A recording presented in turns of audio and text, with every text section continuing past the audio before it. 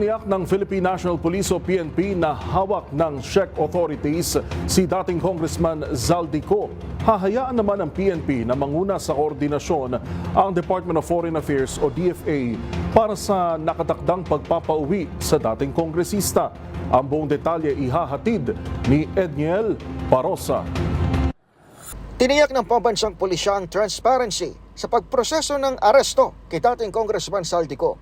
Kasabay nito, pinanindigan ni PNP spokesperson, Police Brigadier General Randolph Tuanyo, ang naunang impormasyong hawak ng otoridad sa Czech Republic ang akusado sa flood control mess, partikular sa isang proyekto sa Nauhan Oriental, Mindoro. Ginawa ni Tuanyo ang paniguro ng usisahin ng reporter sa Camp Crame kung bakit wala pang lumilitaw na larawan ng pagkakadakip sa dating mambabatas. Ayon sa tagapagsalita ng PNP, nakikipag-ugnayan na ang Directorate for Intelligence at CIDG sa kanilang police attaché na sila namang kukonekta sa kaukulang embahada o tanggapan sa Europa. Pero hahayaan na raw ng PNP ang Department of Foreign Affairs bilang lead agency sa naturang koordinasyon. Kino-confirm naman po ng Philippine National Police yung kanyang pagkaka-aresto. Ang sinasabi nga lang po natin, as to the details, kung siya man, kung ano po yung nakaso sa kanya, kung ito man ay violation ng immigration law, o kung ito man ay violation o pagpa-implement ng kanyang red notice, ito po ay hinahayaan na po natin sa Department of Foreign. Kasadong bitbitin si Ko sa Camp Crame kung saan siya ibubuking, kukunan ng mugshot at isasalang sa medical procedures bago iharap sa Sandigan Bayan. Bago nitang ipinaaresto ng naturang korte ang ex-party list representative dahil sa manumalyang flood control project sa Oriental Mindoro.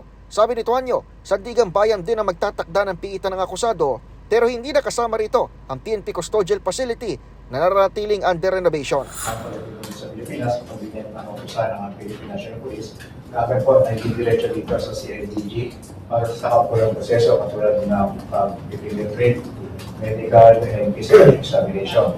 At makaraang gawin ng mga nasabing mga examinations, agad po ito dadalhin sa Sandigan Bayan para i-return po yung warrant. At pagdating po sa Sandigan Bayan, doon na po mag-idesisyon ang Sandigan Bayan kung saan po siya ilalagay po ng detention center. Bukod kay Saldi, anim pang kapwa niya akusado sa proyekto ang nararatiling at large, kabilang ang dalawa pang SunWest executive na hulig na ispatan sa New York at New Zealand. Para sa MBC TV Network News, ako si Edniel Parosa, DZRH. Una sa Pilipinas, una sa Pilipino.